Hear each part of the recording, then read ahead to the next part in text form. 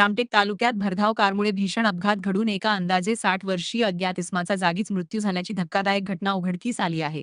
या घटनेमुळे परिसरात मोठी खळबळ उडाली आहे.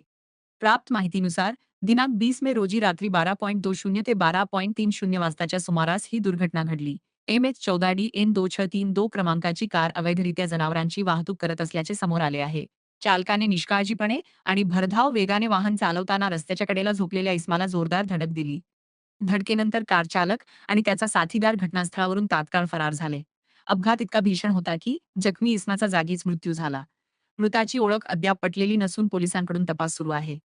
या प्रकरणी रामटेक पोलीस ठाण्यात भादवी कलम 106(1) 281 35 तेच प्राणी क्रूरता प्रतिबंधक कायदा व मोटार वाहन कायद्यानुसार गुन्हा दाखल करण्यात आला आहे. प्राथमिक तपासात कारमध्ये जनावरांची अवैध वाहतूक होत असल्याचे निष्पन्न झाले असून या प्रकरणाचा तपास अधिक वेगाने सुरू आहे.